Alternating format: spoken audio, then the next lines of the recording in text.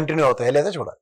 అంటే ఇక్కడ పాయింట్ ఏంటంటే సార్, రఘురామకృష్ణరాజు గారు అప్పుడు జగన్మోహన్ రెడ్డికి వ్యతిరేకంగా మాట్లాడారు, దానికి టీడీపీ క్యాష్ చేసుకుంది. అలా కదా, అప్పుడు ఆయనే పార్టీలో ఉన్నాడు, అప్పుడు వైసీపీలోనే ఉన్నాడు, ఇప్పుడు ఈయన టీడీపీలో ఉన్నాడు, టీడీపీకి వ్యతిరేకంగా మాట్లాడు. అంటే నెక్స్ట్ వైసీపీలోకి వెళ్ళడానికి వెళ్తారో తర్వాత విషయం సార్, అవన్నీ మనకెందుకు. ఇప్పుడు ఇన్ని విమర్శలు చేయించుకున్న వాళ్ళ పార్టీలు ఎందుకు ఉంచుకుంటారు? చంద్రబాబు నాయుడు గారు కనీసం ఇప్పుడు నేను వాడాలి, ఏం చేయాలా?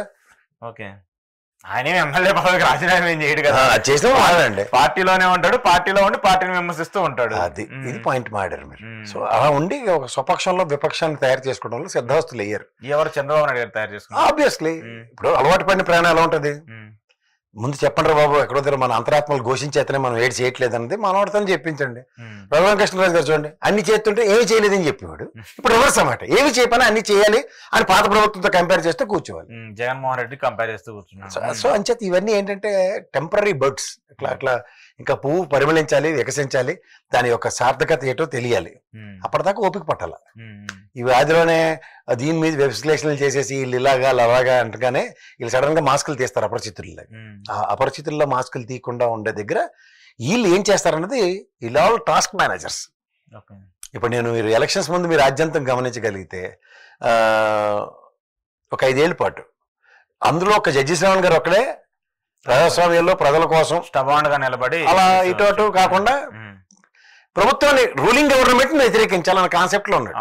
అప్పుడు జగన్ వ్యతిరేకించాడు, ఇప్పుడు టీడీపీ వ్యతిరేకించాడు. ప్రభుత్వం చేస్తున్న పనికిమాలిన పనులు ప్రజల సమక్షంలో చర్చనీయాంశం చేయడానికి ఎవడో ఒకటి పూనుకోవడంలో నాకు శ్రవణ కనబడ్డారు. కంపారిటివ్ వీళ్ళందరూ కూడా అవకాశవాద రాజకీయాలకే. అప్పుడు ఆ రోజు జగన్మోహన్ రెడ్డిని ఆడిపోసుకుంటుంటే జై తెలుగుదేశం సన్నిధానంలో కండువ కప్పుకొని అధికార ప్రతినిధి, తర్వాత జరిగిన పరిణామాల్లో ఎమ్మెల్యే స్థాయి. రఘురామకృష్ణరాజు గారు కూడా అంతే, అదే 15 రోజులు అక్కడ ఒక్కబట్టి ఉంటే టికెట్ వచ్చింది, ఎంపీ టికెట్.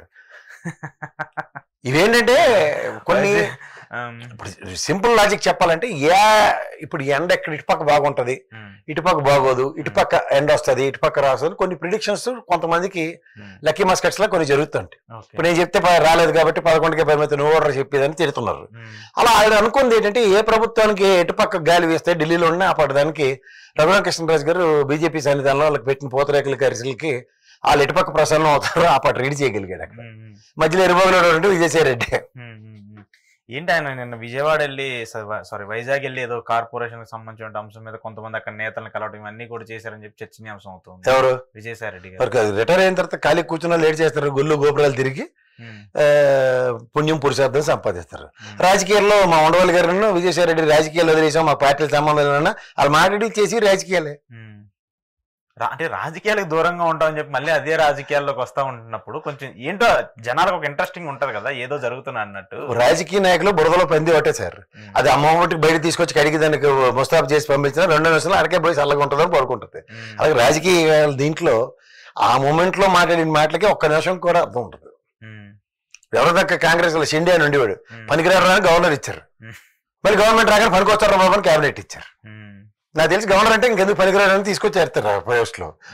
పనికొచ్చారు మళ్ళీ వాళ్ళని పెట్టుకుంటే ఏమైంది, 10 ఏళ్ళ తర్వాత మొత్తం నున్న గుండు గీసి కాంగ్రెస్ కూర్చోబెట్టారు. అలాగే ఉంటారు రాజకీయాలు. కానీ విజయసాయి రెడ్డి గారి ఆస్పెక్ట్ వేరు కదా. ఏంటి వేరు? ఖచ్చితంగా ఆయన ఒక పార్టీకి సంబంధించి నెంబర్ 2 గా లీడ్ చేసి వెళ్ళిన పవర్ లోకి తీసుకొచ్చిన దేవేంద్ర గౌడ్ అయినా ఇంకో గౌడ్ అయినా సరే, ఆయన ఏపీ రాజకీయాలు అంటూ కూడా ఆయన నేమ్ కావచ్చు, ఆయన ఫేమ్ కావచ్చు, కొంత ఇంపాక్ట్ ఉంటుందా లేదా? ఎవరికి? విజయసాయి రెడ్డి గారికి. దేవేంద్ర గౌడ్ కన్నా పెద్ద ఫేమ్ ఉంటుందా?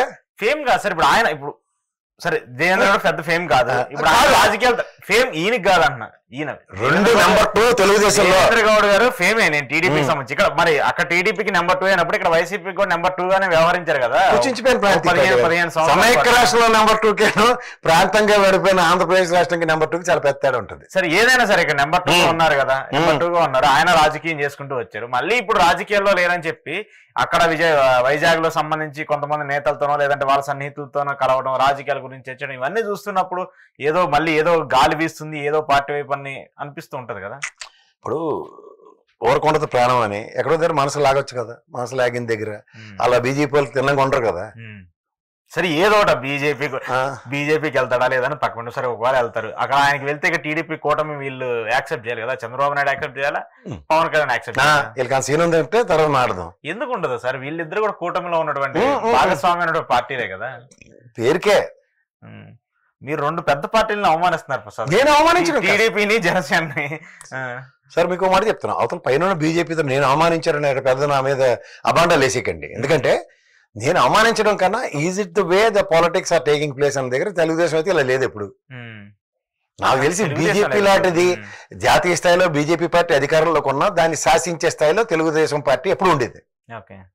ఇవాళ తిరిగి వీళ్ళు ఇదే కార్యక్రమాలు ఉన్నారంటే నాకైతే అది which is not my cup of tea. Okay, so పెద్ద పాసిబిలిటీస్ ఉండవు అన్నమాట. పాసిబుల్ వీళ్ళ చేతిలో ఏం లేదు, ఇది ఓన్లీ పపెట్ షో. అటు నుంచి ఇటు నుంచి అటు జంపింగ్స్ గా మారుతా ఉంటుంది ఎలక్షన్స్ వరకు, రేపో కంటిన్యూ అవుతా ఉంటుంది అనమాట. కానీ ఆ ఆస్పెక్ట్ అయితే కనిపిస్తుంది.